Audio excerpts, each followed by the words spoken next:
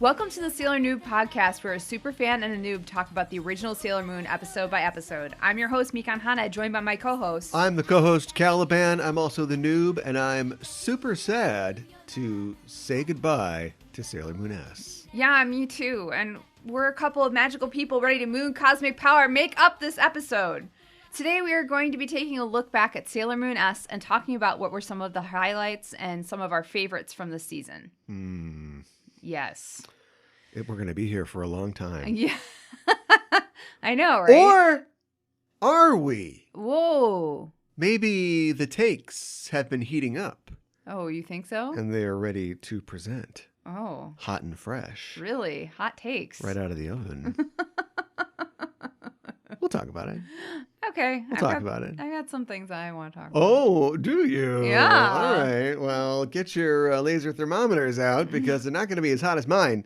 I'm going to tell you about some hot people. They're the people who have joined our Patreon. Oh! We've got new intersenshis to talk about. We've got 3 new intersenshis to talk about today. Oh, my goodness. Anna, Bo, and Ribbon have all joined us at the intersenshi level on our Patreon. Welcome to all of you. Yes, welcome. It's great to have you aboard, and we hope you enjoy some of the other things that we have for you on the Patreon. Mm-hmm. Like talking about random animes. Yeah, or Pretty Guardian Sailor Moon, the live action series. Yeah, we can go through the whole thing, but in the animes, by design, sometimes home run, sometimes foul tip.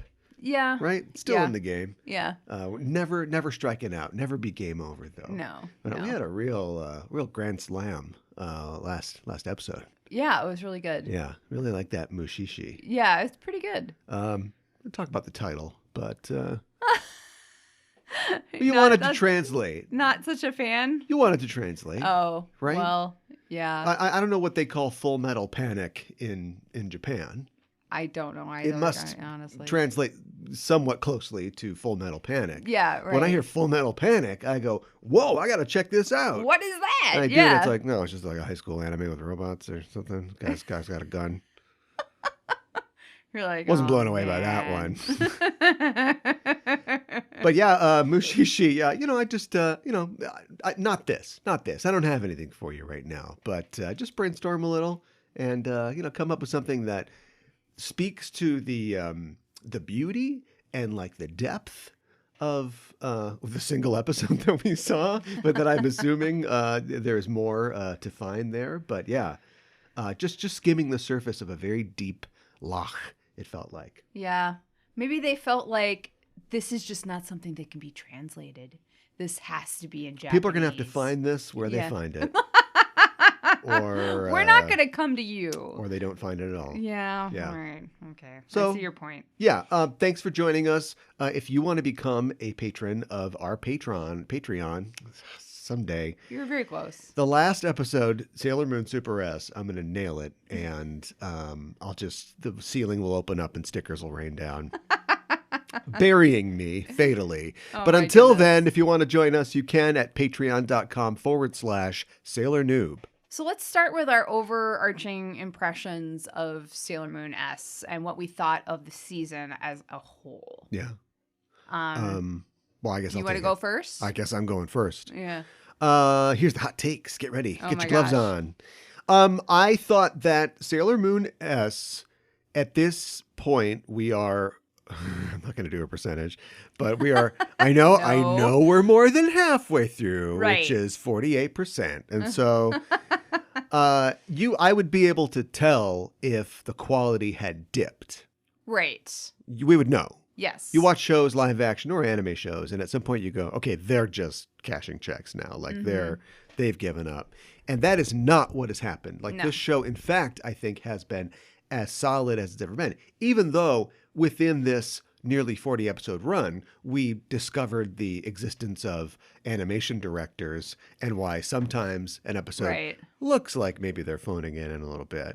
But in terms of like what they're delivering and the formula of the show and keeping it consistent from week to week, if I ever had an episode I didn't like, it was just because of the direction that the thing they decided to focus on, or maybe a character that I wasn't as excited about as the other characters. Mm-hmm. And so for that episode, it was like, no, maybe not so much this one. Right. But I thought that this was like the most consistent the show has been at a high level for a long time. Mm-hmm. No, I would agree with that. I think that if anything, I feel like S like really brought up the they brought the high top tier quality up, and they took it up a notch, and were like, okay, here, you know what? Here's some new characters for you.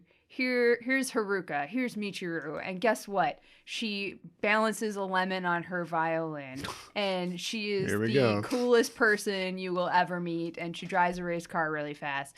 But it just brought I feel like everything, the stakes were higher and everything was higher. But were the stakes higher? Well, okay, maybe the stakes weren't higher. They were just different because, like, I feel like the world is almost always ending. Well, I guess our world, yeah, maybe they were. Our world, as we know it, would end. Mm-hmm. I think an alien invasion from the future, which, I don't know, I mean, they're going after, they really hate the Sakino family, I'll tell you that much. Yeah, they do. But the rest of the world, maybe it's all just cosmetic stores where your face melts when you try to buy makeup, and oh, my face melted. Like we don't know what like the ultimate plans. Well, he is called Death Phantom, but right. I guess I don't know what the plans were. A little vague for what happens to Earth if the Black Moon Clan takes over. But we see several people see in prophetic dreams what the plan is. Pharaoh 90's plan is. Yeah. So yeah, maybe you're right. Maybe the stakes are the highest. I felt like the stakes were the most esoteric, though, because other than those prophetic dreams, we didn't know until the last couple episodes what we were even dealing with here. No. Which was a sentient being, or possibly a sentient pocket universe itself coming to destroy and lay waste to our universe. Right. So it's like, oh, yeah, that's bad. That's bad. That's really bad. There's going to be a run on the banks with that one. I do think because the quality got, I feel like, ratcheted up in a way. Not that I feel like the original season or R was lacking in quality by any means, because I feel like it was, they're both really good. I just think that like it was more consistent, like you were saying. So I feel like when Haruka showed up, and maybe the first couple episodes where she was there was okay, but then I feel like they didn't really know what to do story-wise because they wanted to stretch this out a little bit, and so they didn't know what to do with a lot of the filler episodes in that part, and so that I feel like there were a lot of episodes in a row that I wasn't as excited about. Like in anticipation of, or just like after the fact, you're like, yeah, that was all right. I just didn't like them as much. I was like, let's get to let's get to the explosions. We're like, let's do this. Like, I mean, I wanted to learn more about Hotaru and everything, and I wanted to know what was going on with her, but I wanted them to dole out the information in a way that was more interesting. And I feel like there was kind of like this dip that I didn't feel so much in R. And I think that like there probably were just as many episodes that I didn't enjoy in R, but I think that they were more spread out, if that makes sense. Whereas I feel like they were kind of in a row in S. Huh. And I feel like it's kind of like it. I feel like it is. I still feel like the season is very strong, and it's still one of my favorites. But I feel like it kind of lets the season down a little bit. Interesting. So that's my hot take. Okay. Your hot take is that you were maybe a little cold on some of the yes, what was presented. Yes. That's funny because I don't disagree with you at all. I think that I felt Well, I already praised it. I said that it was, the show's running, I think, at its average, most highest level. Mm-hmm. And to back that up, I've got numbers. Oh, okay. There were how many episodes total? There were around 38 40. total, right? Okay, yeah. So, with a little jiggering of the numbers here, I had a total of, adding up our ratings, I had a total of 138, and you had a total of 145. So even saying that, what I just said, I rated things high on an average. So higher on average, So on average, my average episode title, and this is just a rough average. This isn't like the mean or the median or whatever, but it was 3.7, around 3.7 was what I would rate an average episode. Okay. And you would rate an average episode around 3.8. So okay, that's like, I don't have the numbers up for R, unfortunately, but that's pretty high, right? Yeah, that is pretty high. That's knocking on the door of 4, mm-hmm. and that leaves out your, they just really phoned this one in, or it has to do with Mishiru, or whatever's wrong with the episode. Whoa. And got her. And so... Wow. So... Pause out. And as far as like the villains went, we both had 125 points total for the villains. Okay. Isn't that crazy? That is crazy. And so that works out to about 3.3 per villain. So, like, look, quality high all across the board. Yeah. If our hair wasn't lit on fire consistently enough or memorably enough, in memorable instances, then maybe that's the fault of the season. Yeah. It also has I'm not sure it's a benefit or a hindrance of being a single narrative, because back in R we had the benefit or hindrance of it being, the Aelan arc and then the Black Moon Clan arc. Yes. And so if you're getting tired of Aelan, which I feel like near the end we probably were, it's all over. And then we just start a new mystery with plenty of new characters all coming in. Right. And this was just something weird's going on. Every day, a mailbox or a bread box or a beat box or all kinds of things are getting turned into monsters. And if you're getting sick of that, well, more of that to come. Yeah, right. And it will be delivered by a girl with a different hair color next time. So maybe it was literally more consistent. It was literally more consistent. I do feel like it was interesting too that we had Senshi who were like, wait, you're Senshi too. Aren't we supposed to be working together? Nah, we work by ourselves, And it's like, and then they literally fight each other at some points. Yeah. So that was interesting because it was like antagonism with supposed people that you would think team up with and are your allies. Yeah, I was thinking about like the guest characters, like characters who are not main characters, and whether or not the outers qualify, because they are antagonists kind of for most of the season, but I don't really consider them to be guest characters because they're hero characters. Yes, and so they are specifically designed. I mean, their role in the story, but I mean, like, they're designed to be, Gunter works at Central Perk, but Phoebe is a main character on Friends. So we have a different relationship to Phoebe. And I feel like just by dint of them being chicks who are on merchandise, and we've got, plushies and Funko Pops of them, like we've already feel a certain way about them, so they don't necessarily get to qualify. So if we take them away, and they're hiding in trees all over this season, if we take them away, you've got even less like significant characters, not counting the weekly monsters, compared to R, or compared to the Dark Kingdom. I guess it's the show's still getting on its feet back then. Yeah. So it's like there's kind of less on offer, I think, than there was with your Saphirs and your Esmeralds and your For the bad guys? Ayakashis, and yeah, there's less bad guys. Uh-huh. And I don't count. We don't I don't know count them as well. I don't count people that show up for one thing. Do you know what I mean? No Telu, none of that stuff. Yeah, Like I know they're Witches 5, but we don't sit with them like we do with a Jadeite or a Zoisite or something like that. Right. So there's less characters overall. Yeah, I would agree. So maybe that contributes a little bit to the lack of novelty. Yeah, and maybe like you're saying, maybe I mean obviously there is a formula for writing these episodes, and we have a bad guy almost every episode. Yeah.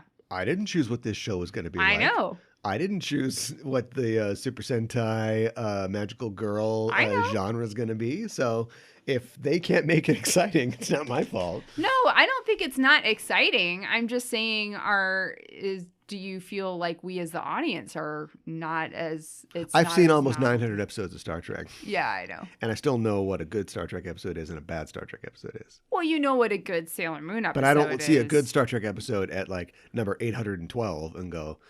Yeah, but I mean, it's Star Trek. Like, I still like it. You know what I'm saying? Yeah. So I think that I would, comparing it to what we just, the most recent one, and also the one that has the most arc, other than, Sailor Moon Plain is, Original. I'm a crybaby. Yeah. Come on. Fine. Not tasty, not crispy. Wow. A regular tasty, crispy. Yeah. Comparing it to R, I still think R's arc is stronger. And I think that they tried to replicate the arc of R in this, with Usagi being like, am I good enough for Mamo? But then we don't really, they have a kiss later on, and that never really becomes like a big deal. Yeah. It's no Maiden's policy. That's going on my tombstone. Here he lies. It's no Maiden's policy. To died in 21 XDX. Yeah, that's right. I'm living to the 22nd century. It's no Maiden's policy. Oh, man. It's funny to me because, like, you really did not like that song when you first heard it. And then you totally came around on it. Look, I've been telling people, mostly I've been telling people this weirdly in connection with critical race theory. What? Just say critical race theory to anybody and 90%, and I do know my math here, people will flip out. And I'm talking about people who support it and people who don't support it. Mm-hmm. People don't know what it is. But whether you feel like white people don't have a lot to answer for, or whether you agree, you're pretty excited about it either way. Oh my gosh. And 90% of people also don't understand really what it means. It's not something that you can teach. It isn't a curriculum. But anyway, that's an argument for another website. But my big point that I try to make when I talk to people about it is you have a knee-jerk reaction to this. Mm-hmm. I think you need to examine that reaction, right? Nobody's going to kick down your door until Biden's second term. Then that'll happen. Nobody's going to kick down your door and stick a CRT book in your face. But until the second term, until that does happen, oh my gosh, think about your knee-jerk reaction to this. And I've been doing that all over my life, and it's changed my life. When I have a bad reaction to something, like Sailor Moon, when I go, it's for girls. I go, what are you learning about yourself? Mm-hmm. Why do you react that way? Right. And is that a defense mechanism or a wall you're putting up for some reason? And 9 times out of 10, it is. Mm-hmm. And there is something unexplored in me that I need to, check out about that. And so, yeah, maybe I made fun of Maiden's policy, but it turns out like it was so far like one of the best arcs, I think, and one of the most important arcs, I think, for the intended audience that Sailor Moon has to deliver. Yeah. No, I think it... Here we are talking about ours. Let's talk about us. Yeah, I know. You know how early I started talking about Jesus and T2? Pretty dang early. Yeah. Yeah. Like the second or third episode? Uh-huh. Like 92, maybe? Uh-huh. Maybe 93? Yeah. Yeah. Because it's just right there. It was that obvious. The parallels are clear. Yeah. Yeah. Jesus said, come to me, all you who are heavy and burdened, I'll give you rest. Uh-huh. T2 said, come with me if you want to live. Jesus, John 11:35, shortest verse in the Bible, Jesus wept. But T2, he knows why you cry. But it's something he can't do. Oh my God, stop it. And Jesus raised Lazarus from the dead. Uh-huh. But when T2 shot that cop in the kneecaps, he said, he'll live. So, I mean, the parallels just jump off the screen right to you. What am I going to do without the T2 and Jesus material? I don't know. You're going to have to find your new bag. No, I have no Lisa Frank / ElfQuest material for next season. I'm going to have to really bone up on unicorns and Pegasuses. Yeah, right. I got nothing. Yeah. Well, I don't know what your Lisa Frank material would be besides it looks like a Lisa Frank. Well, you don't have it either. I love Lisa Frank, I've but got like Artax drowning in a swamp, and I've got great. Geralt having sex on a unicorn in The Witcher, and that's all I've got. 2 horse-related traumas. Oh my gosh! Wow. Yeah, but there's a bigger focus there's a huge focus on Chibi when she shows up. Now, obviously, the show kind of becomes Chibi's show. So if people don't like Chibi, if this is the reason, I understand why. This is where that comes out. Mm-hmm. She's not just there to be mysterious and fight with Usagi. Like, it kind of becomes her show in a lot of ways. It does. In the second half. But yeah, the focus is big on Usagi and the girls this year, and not necessarily Usagi's on a journey of self-improvement, but everybody is. Makoto's, training in the mountains with ninjas, and Minako's digging and flipping, and Ami's having climactic breaststroke races with people and stuff like that. Let's see. Let's play the game. You have to name 2 climactic swimming scenes, and then the other person goes, I'll go first. Gattaca and Ami versus Michiru. Your turn. Great. I got nothing. I don't know. Is there like a horror movie called The Swimmer or something like that? Oh, what? There's some like horror movie where there's like swimming. Now in Truth or Dare, if you challenge and they don't have anything, then they lose, right? So you can challenge. In mythology, Orion, is it Orion or Nimrod? Sometimes they're conflated. But Artemis's boyfriend, her only boyfriend, and I can't remember who the antagonist is, but he flees. He runs away, and he's swimming in the ocean. And then whoever the antagonist is, a bad person, is like, "Hey, Artemis, bet you can't hit that little speck out there in the ocean." And Artemis is like, "I'm Artemis, bitch." So she shoots Orion and kills him, and then realizes that she's killed her lover, and so she puts him into the sky in the stars. Aww. Nice so sad. Second place prize. So that's 1. Number 2. I got nothing. I'm over here. Movies about swimming or anything? I got nothing. One of the characters. Titanic.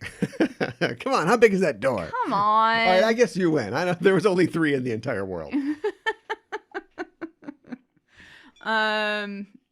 What is that show where it's the British, it's on Netflix, the British TV show, The Great British Baking Show. No. British Breaking Show. That's what they replaced Grand Tour World Tour with. I can't think of it. Good job, Grand Tour World Tour. Top Gear. I can't think of the name of it. They're kids. They're in high school. They're kids in high school. Man, that's awesome. And it looks like we've talked about it before. Man, we can't stop talking about it. How it seems like it's like more of a U.S. school because they've got like letter jackets. And Sex education? Yeah, thank you. Because the character in the first season is on the swim team? Yeah. Okay. That was the only thing I could think of. Yeah, good. That's probably it. I don't even remember a swim competition. Future pick, Avatar 2, The Way of Water. Oh, there you go. Cats famously love water. They do. Not. There's got to be some competitive swimming in Waterworld, which I haven't seen. So, I don't know. That actually ends on like jet skis. It's pretty sweet. Okay. Anyway, enough about that. This show that we don't want to talk about, apparently. No, that's not true. Rey's prophetic dreaming. Like, Rey has her prophetic dream, like, right away. And then, like, she doesn't tell anybody about it until, like, Pluto is like, oh, you already know about this. And then but you don't get any credit because you didn't say anything. I know. Yeah. It was like, way to take that opportunity away from way to her, ruin the Pluto. planetarium show for everybody. Laser Floyd is just not the same this week. Oh, come on. You brought everything down. Well, let's talk about some of our favorites. Let's start with our favorite guest star or character that we see in one, maybe two episodes. Do you want to go first, Cal? I will. Like the other game that we played, I might take your pick because there ain't many. There aren't. No. Another facet of this season. Yes. I noticed that. Kind of going through the handful of guest stars that we had, I guess I'd have to pick the one that stood out the most in my mind, and that would be Tamasaburo. Okay. AKA Sailor Matcha. Mm-hmm. Unfortunately, I'd buy a Funko Pop of that. I would too. A cool dude who's making tea and is a... Chibi's got a couple different boys that she sort of has connections with. She does. And then she learns that she's maybe barking up the wrong tree with this one. That's okay. But I liked how he, as much as Sailor Moon S, could remember to pursue its overarching theme, he is a foil for them in that and representative of that because he is somebody who, at this young age, has achieved this mastery. Right. And so they're both like, Chibi's kind of like into him a little, but also she's like, this guy's really good. And we just like to go and like see like how he does all this stuff. And, it opens them up to like, great comedy bits and just amazing messing around with each other. So having him come between them, but not in a romantic sense. Right. It could be that way if Usagi and Manako both fancied somebody. Sure. The introduction of Haruka, for instance, and then it puts them at odds or puts them in a situation together. This was kind of like that, but like not romantically. Right. And I thought that was great. And they ended up teaming up at the end to beat the whacked out tea demon. So yeah, it's a pretty good episode overall, but very interesting character. I agree. He is an interesting character, and very humble too, to be so skilled at such a young age. Yes. And no drawbacks. No. Nothing in the con column. No, I can't. A real Bodhisattva. Mm-hmm. Like a Yumeno. Yes. Every once in a while in this life, a character comes into this show and it's like, where's your show? But where's your show? We're guest stars in your show. So that was a really good pick. My pick is aside from episode 100. He's the kid that Minako has a crush on, who is on the volleyball team. Yeah. And I think that the scenes that they shared were really sweet, and it's clear that even though he has a girlfriend now, he had feelings for Minako before, maybe still has feelings for Minako. I mean, why wouldn't you? It also seems like he genuinely cares about her and is curious as to why she isn't doing volleyball anymore. Yeah. So I really appreciated that, and it was interesting getting to get a little bit more of her backstory and learning more about why, that she doesn't do volleyball anymore because basically after she came back from London and everything, she doesn't have time for it. But it's also like she doesn't enjoy it the same way that she used to because now she's a superhero and she's got all of these other responsibilities. And it's kind of sad. Yeah. It's kind of really sad. And that was a really good episode too. Yeah. So, I honestly, the Minako episodes this season were strong to very strong. Yeah. I hope that will continue. Yeah. I guess you don't notice, you don't hear us saying like, oh, we're the good Ami episodes. Like everybody loves Ami. Few people beg for more Ami material. But here we are loving the scraps that we get and just begging for more. So maybe we'll get it. Yeah, I think maybe we will. So yeah, she's just good comedy relief but also just really dramatic as well because you feel her pain. So are you still wetting your bed? Okay, maybe not always. Establish that her sometimes blunt not reading the room. Yeah. Communication style. She's definitely guilty of that. If I had a runner-up, it'd probably, I don't know if this is fair because it's a demon, but probably Cenicienta. I don't know if that is fair because that's a demon, but we'll get to the demons. She's not my favorite demon. Yeah, I know. Not by a long shot. But did like, just like when you get called for overtime and you're like, I'm not even supposed to be here today. And so it's to be real easy. I just cut this girl's head off and, I'm a shoe. No problem. Oh my But God. the boss shows up and the boss is like, no, we're taking it up a notch. We're going to Tokyo Tower. It's like, I've lost an arm at this point. You're just like, okay, boss, what's going on? Just very, very put upon. She is very put upon. But pretty cool. Buff Roman chick. She has a good design for sure. So speaking of which, who is your favorite demon? My favorite demon. Mm-hmm. Do you have to even ask?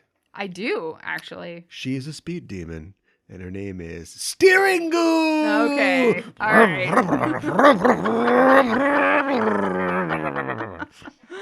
She makes her own engine noises. She does.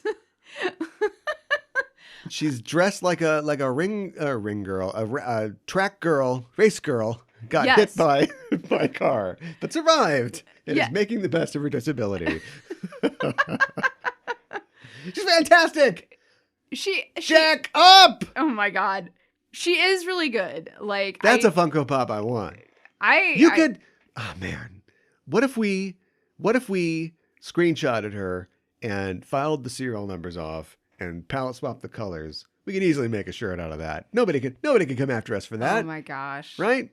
Maybe change her eyes a little bit. Maybe we should cut this out of the recording. Put Sailor Noob branding on her. Come on. Oh, wow.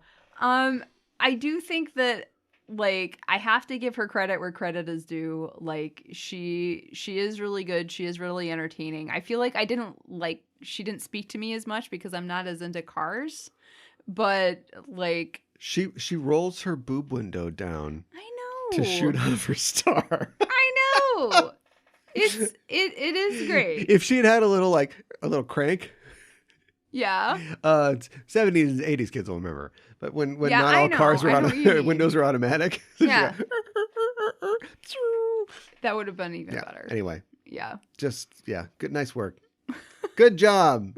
If you're gonna make objects into monsters and then just take that as far as you can, they did it. It worked. Yeah, I agree. Later, there is a vacuum cleaner lady who's okay, but not as great. And then there's like a puzzle lady, and they're like, "What is it? Just like a square, just like beep beep beep beep, like going down the hall?" No, it's there's a cat on the puzzle. It's like you're cheating though. That's not a puzzle. So they knew that they were in trouble right away, but somebody got a promotion because they're like, boss, the parking spot I want is the one right outside the window. Right, and you're going to give it to me. Here's Steering Goo.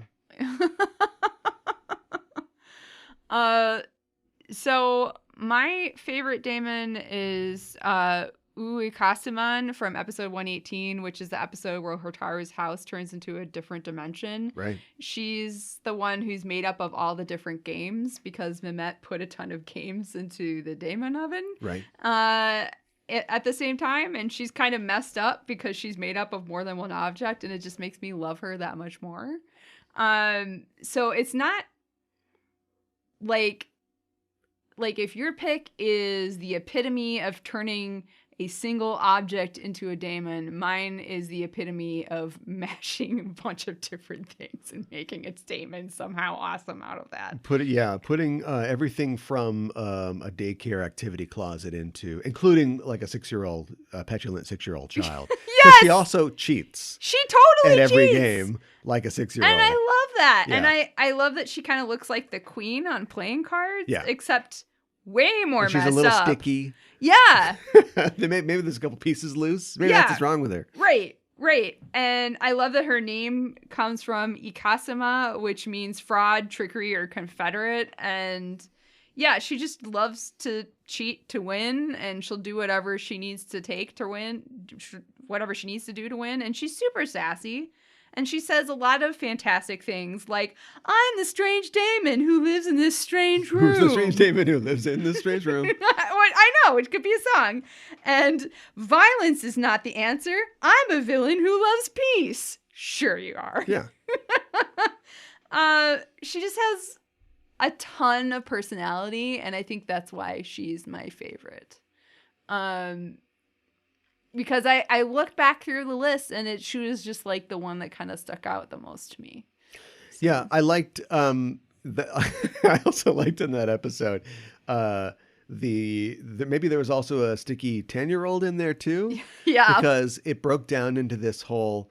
I guess you kind of see this in like Celebrity Poker or whatever when the announcers are like, now so-and-so might have a thing. So they need to think about whether so-and-so has the other thing. Right. And so everybody's got their own internal monologue about how like, I'm going to try to get her to do this. But if she doesn't do it, then it's this. And she'd be like, nope, that. Because she's not even like thinking about, reverse psychology. And they're like, yes. Okay, she took that. So that means I can't do that. So I've got to do this.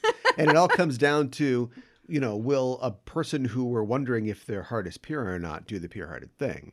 And obviously they do, and that's why they win. But there's this complicated, but yet very simplistic, childlike psychology, war of wits going on. So I thought that was kind of interesting. Because they're just playing war, basically. Yeah, although I think it's like, didn't they say that they were playing like Old Maid, or I can't remember what game they were playing. It was some child card game. So it was supposed to be like really easy. And so she was, overthinking it, which was really great. So I also really liked the trolley daemon a lot. If we had to pick one that was like, from an actual object and everything. Yeah. So I thought she was very pretty strong. fantastic. I think we both gave that one a 5. Yeah, we did. So, let's talk about ratings that we regret, aka well, I never look back. Second chances. But okay. Yeah. So, you could give something higher or lower than what you gave it before. How about we start with episodes? I would have given the trolley episode a 0. No. I would have probably given episode 96, Cold-Hearted Uranus, Makoto in Danger, a 5 instead of a 4. I gave it a solid 4. Uh-huh. And then I dithered about a lot about intention and audience reception. And I even said during the show that the art belongs to the viewer. It doesn't belong to the artist. Yes. Once it's created. And I was a little distressed by what I saw as gay baiting on the part of the show, or queer baiting, I guess, and the kind of gay panicked reaction from the girls. And also just like, I think at that point I was like a Haruka stan big time. Sure. And then she acted the way that she did. And I was like, she's kind of a jerk. Holy crap. This character is very complex. Yeah. Which she is, and that's fine. Yeah. But looking back, I think that all works. Mm-hmm. Knowing what we know now and seeing the rest of the episodes, I think that all was all the right choices and no wrong choices were made. And as far as the girls go, I think that characters that we like can do things that we don't like, and that's okay. Yeah. A, because they're not real, and B, because they are children who are learning every day. Yeah. Now, unfortunately, we're probably not going to have an episode later in the year where we are in a future season where they accept, it's okay that you're gay, Makoto. I'm not gay. We're never going to revisit that. So when we see our girls have this negative reaction to our hero possibly, being attracted to a woman, it's a Tethercat situation. There's no chance to ever go back and do Tethercat 2. For more insight on what I'm talking about, you'll have to dig through the rest of our episodes. Yeah. But that was short-sighted on my part, I think. I think those were all, everything was done correctly on that episode. And so I can never make it whole again, but I can give in my heart a 5 to that very strong episode. Okay. Well, I feel like this is somewhat similar to you, but in episode 104, which is the episode with the tea ceremony with Tamasaburo, I gave it a 4 and I would give it a 5. I gave it a 4 because I didn't like how Usagi and Chibi reacted when they saw Tamasaburo dressed up in a Sailor Fuku. Oh, okay. And I also felt like I wasn't sure, like we see before that they run out, we see Michiru and Haruka running out. And that really bothered me because I was like, wait, what are we saying? Are we saying that they don't accept Tamasaburo? And I feel like I was maybe reading into it more than what the show intended. I don't know what they intended. Yeah.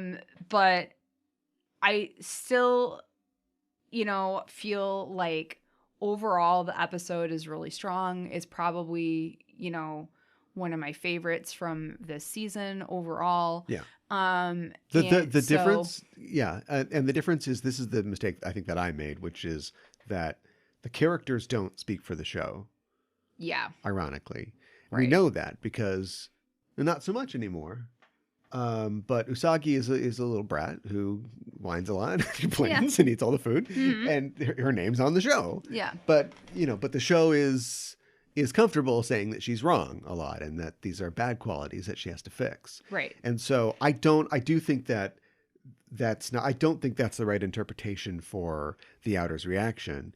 But even so, just like in my episode, the show isn't saying that what's happening is bad. It's the reaction of the characters. They're the short-sighted ones. And the show is very happy for Tamasaburo. Yeah. It presents him as being, happy with himself. And this is like a good thing. It's a surprising thing, certainly. Yeah. And we don't have another act where they go, so, what are you going to do now that you're Sailor Matcha? He's like, well, I'm going to go and save all the tea shops of the world or whatever. It's like, it's just a sting that we ended on. Yes. And so not only is it surprising, but all the surprise is sort of leveraged. They make it so it's like joke 4, it's like 4.75 instead of 5 stars. Yeah. But it isn't, it's not like then there's another scene where they leave and go, we're never going back there. Right. Do you know what I mean? Yeah. He's never shamed for doing what he does. No. And nor should he be. Yeah. So, that's my biggest regret overall. If that's your only regret? Well, I don't know about only regret. Do you have another one? For an episode? For an episode? No, I don't think so. Okay. I think I got everything exactly right. Good. You think I'm kidding? I've thought a lot about my about my choices, and I'm pretty comfortable with all of them. I have gotten more comfortable with my ratings. I feel like, especially in the first couple of seasons, I didn't trust how I rated something so much, and sometimes I feel like I would rate it up or down based on like how our discussion went. And sometimes I do change my rating when we start talking about something, because sometimes my opinion will go up or down based on our discussion. I'm being completely serious and honest about that. Yeah. But there are 2 hosts of this show. So. Yeah. But I feel more overall, I still think that there are probably other episodes that I might change ratings on a little bit, but I feel overall way more comfortable with how I've rated things, and like, yeah, no, I'm okay that I gave that a 4 and Cal gave it a 5. That's okay. I'm confident with that. So, I might, well, it's probably a 3. I don't know. I might have rated Hurdle a little higher. Oh, okay. I gave her a 3, I think, and I might have given her a 4. We kind of laughed at her uniboob shoe. It's weird. That's my favorite George Harrison song. But it is weird. But it's not bad. It's another one of those strong choices. They went all the way. It doesn't work as well as a race car. Another racing one, interestingly. Yeah. And also she's got like a big personality, and she's like, not just like, I'll kill you, I'm dead. Like, she's making strategies and she's running around. She just kind of leaves at one point. She's like, okay, I'm going to go. And then she like runs into like, oh, no, we're back on. Yeah, right. What was the flashback monster in that?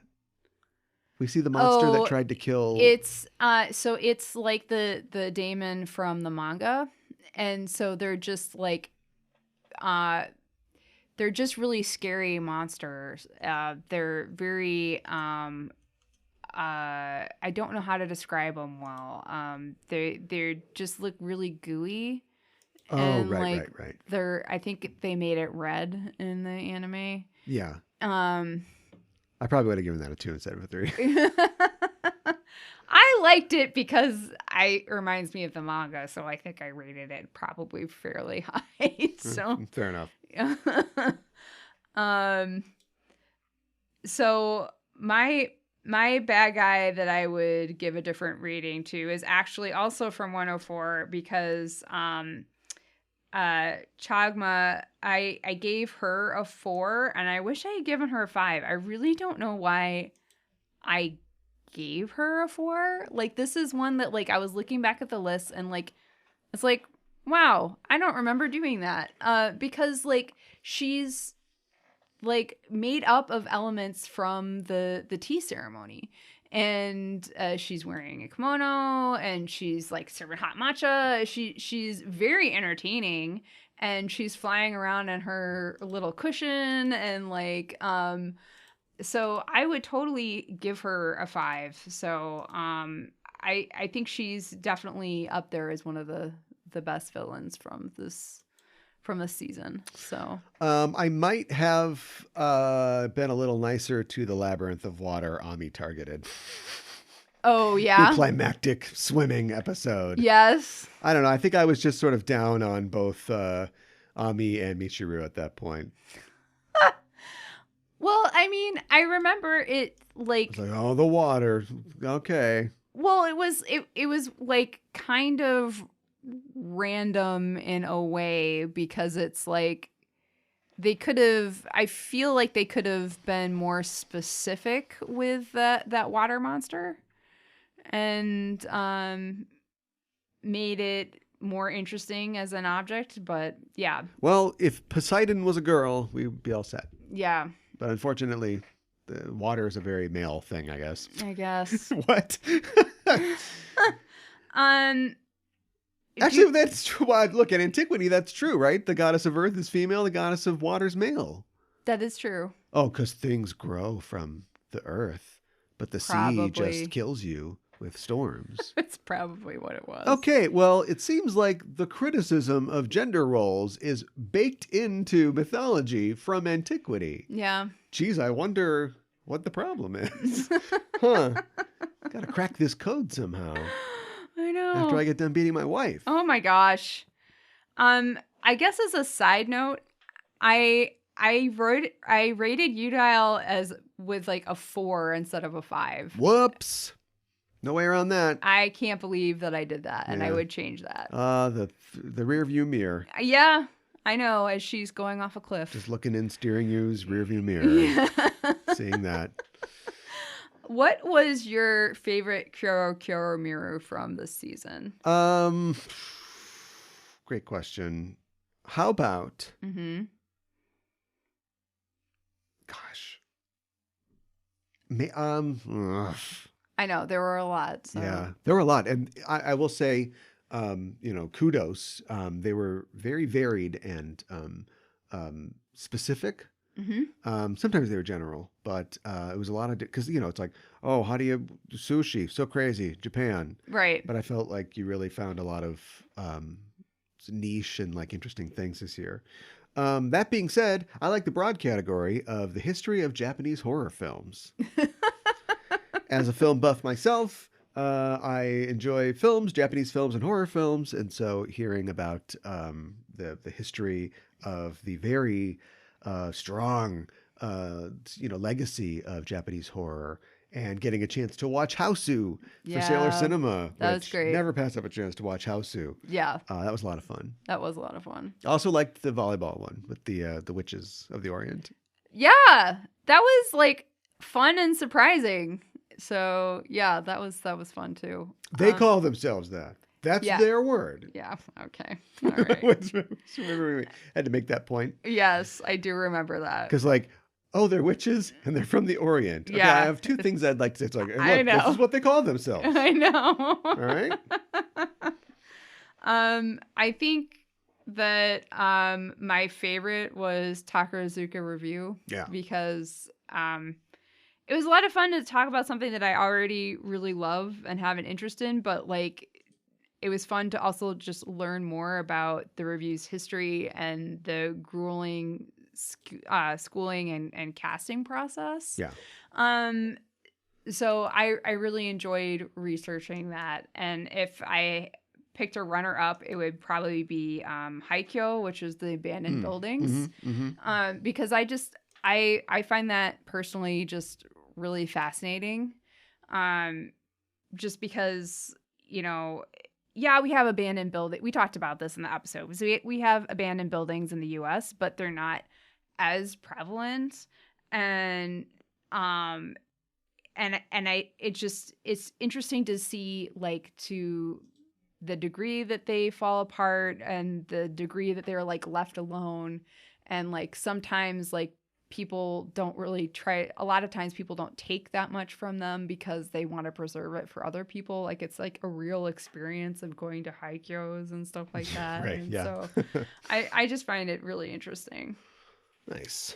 So we didn't have a lot of this season, but what was your favorite food that we talked about? There's barely any food. I know.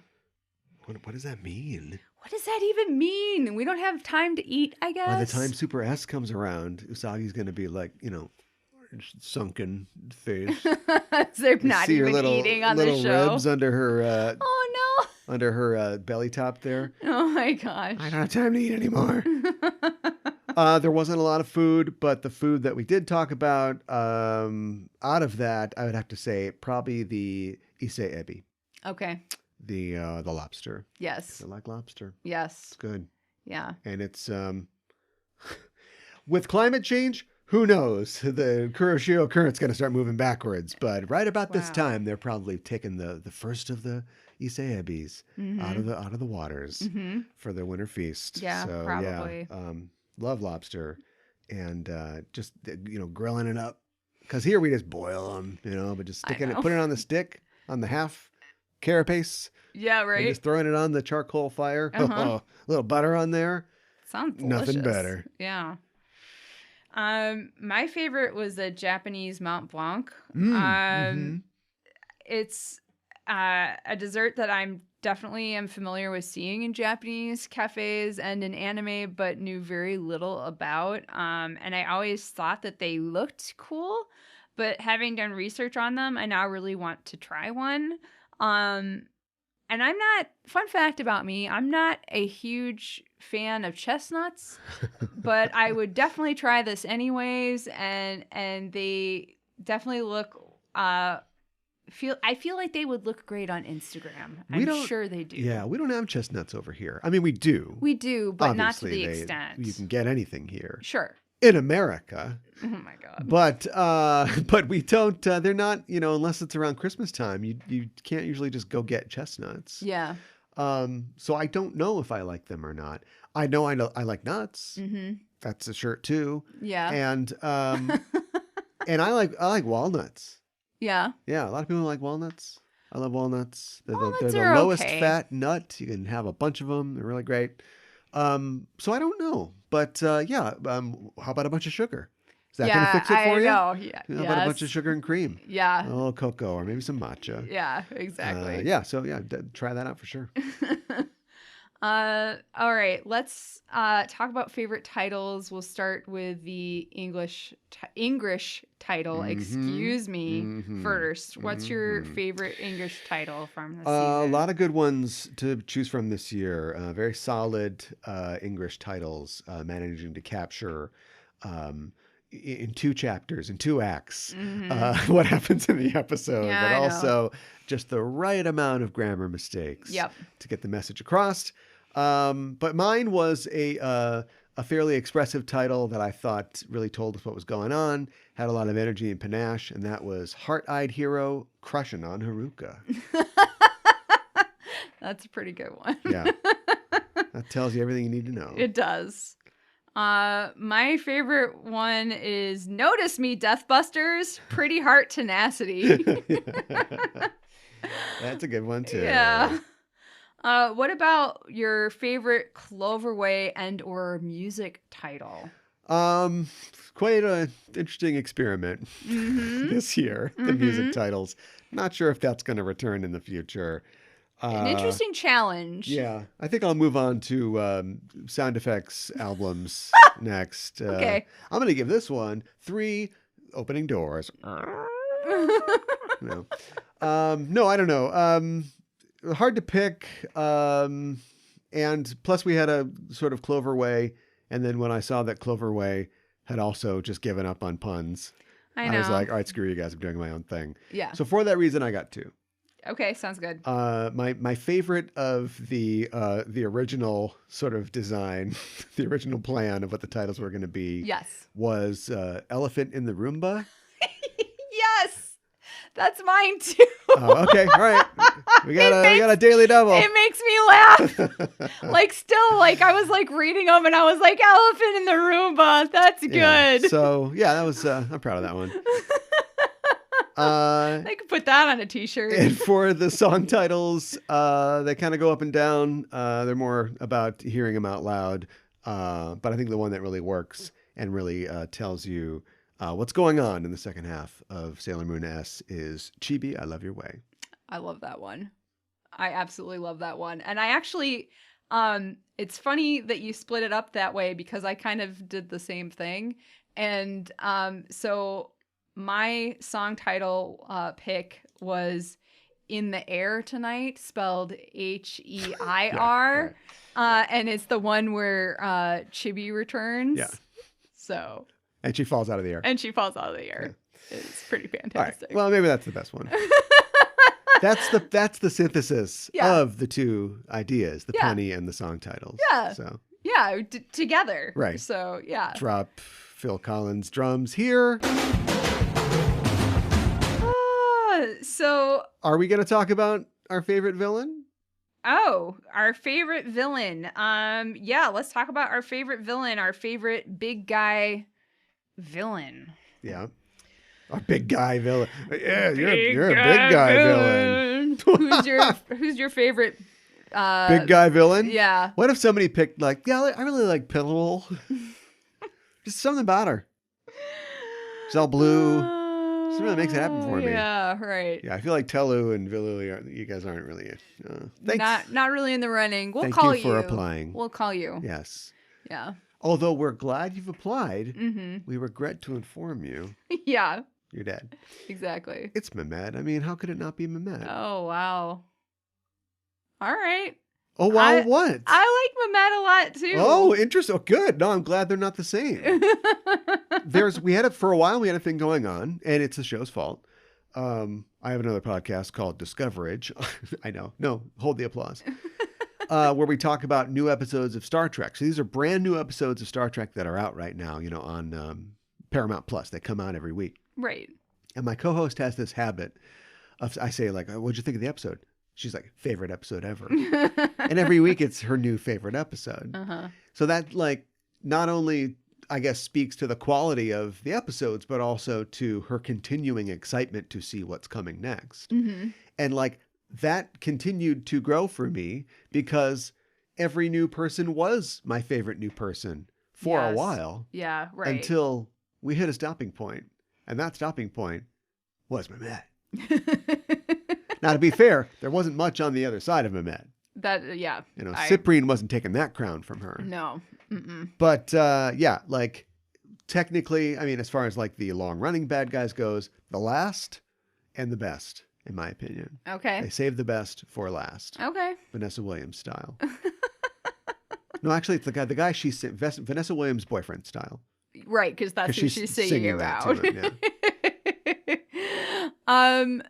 So my favorite is actually Udile. Okay. If Mehmet didn't exist, Mine would be Udile. Yeah, I know. Like, and big turnaround from Mehmet because she killed my favorite villain. I know.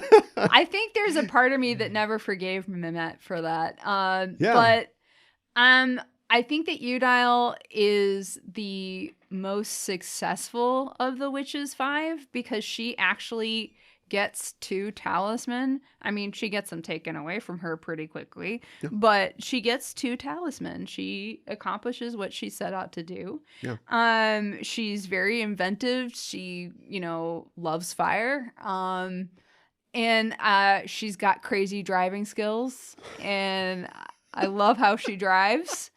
I wish there was more of her. And I guess in that way, it's like, I think that Mehmet steals the show in a lot of ways. And I think that she does a lot of really cool things and a lot of funny things. And gosh, if I had a runner-up, it would be maybe Dr. Giggles, because he holds a special place in my heart. So, you know what I'd say about that? What? Shut up! Mehmet's the best. Oh my god! And she starts underground.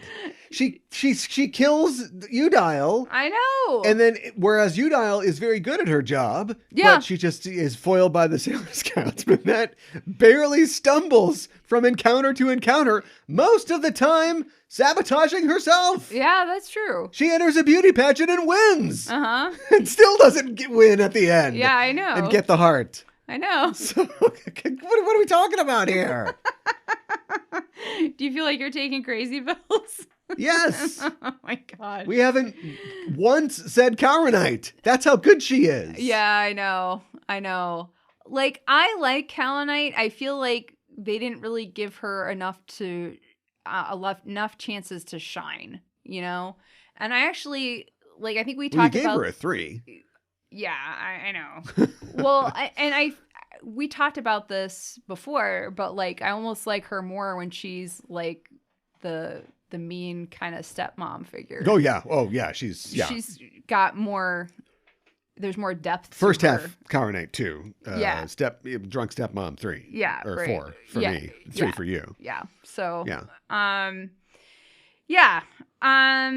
I would rate her higher. So, and I do like Mistress 9, but she's not around long enough to be the best. Sorry.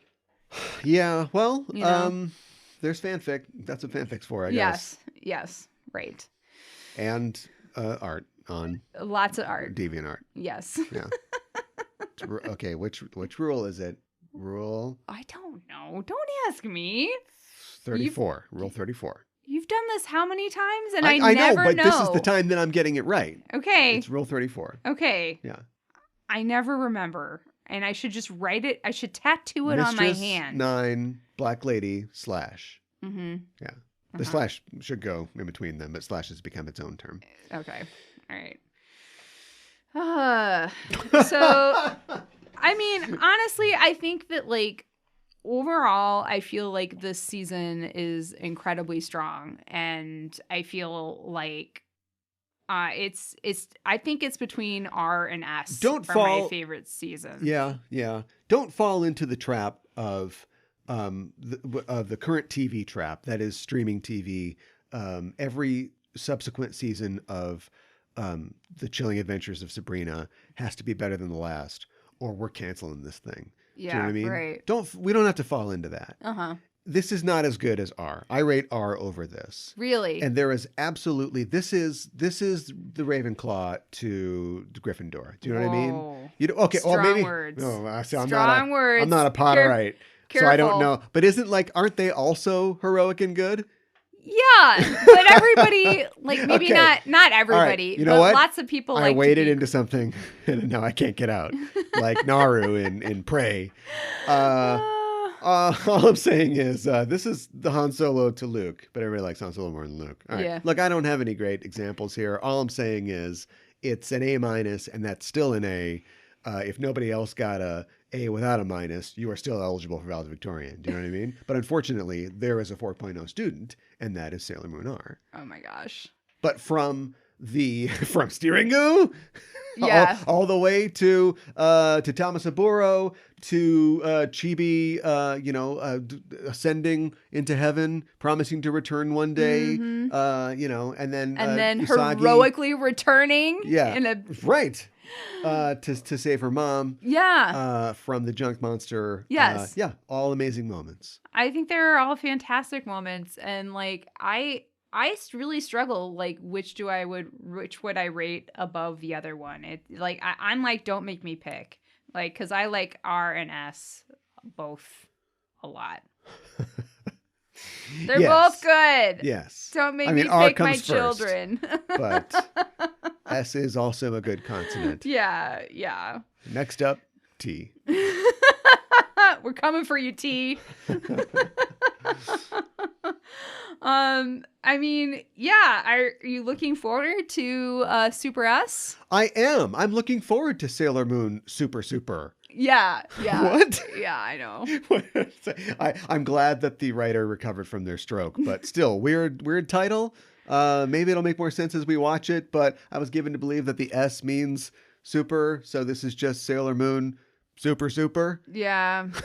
I don't know. Until I learn more, I'm a 60% expert, 40% noob. And I do think I have my math right there. Yeah, right. Rounded off to the nearest integer or round number. Yeah, I'm looking forward to it. At this point, I keep waiting for the drop off, Mm-hmm. And there must be, every show gets bad, and there must be things that, well, I don't know. I'm not talking about, Utena or Cowboy Bebop. Mm-hmm. Even Cowboy Bebop's got the episode where they're all tripping on mushrooms. You know what I mean? Not everything's perfect. Yeah, sure. And it's harder to stay perfect the longer you go. Mm-hmm. But Sailor S would almost seem to be a refutation of that. Yeah. And so with my expectations held impossibly high, I move in now to Super. Yes. Ready to be disappointed. But we'll see. Super does sound like something that like a video game character would say, right? Like a Japanese video Sailor game Moon character. S rank. Yeah, right. Exactly. Machines. Yeah.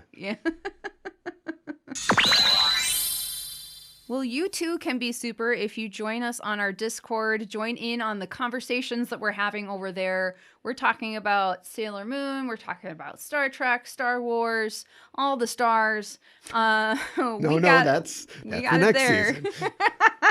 Yeah, I know. Super. So we'll hope you will join in the fun with that. And then also follow us on social media. We are on Instagram, Facebook, Twitter, wherever you can be on the social medias. We're pretty much everywhere. We're in a post username world, right? Yeah. So you can just search Sailor Noob and I'm sure it'll come up. Hopefully. Because I can't remember if we're noob_sailor or right. Sailor Noob or Sailor Noob_Sailor Noob super. Right. But if you search for us, it's going to come up. And if you Google Sailor Noob, we come up. So right. There you go. Yeah. So there you go. And if you ever get lost, just Google Yozataru and that'll bring you right home. So looking into purchasing Yozataru.com. Yeah, I know, right? Or maybe, .org. .org? Yeah. Yeah, okay. We're a 501(c)(3). So, okay. Yeah. So I hope you enjoyed that, listeners. Next time on Sailor Noob, we'll be talking about the Sailor Moon S movie, which is entitled Hearts in Ice, which is the dub title. Okay. Yeah. Well, that's our show for this week. In the name of the moon, we'll be punishing you next week with another episode of Sailor Noob. Let's kick some ice.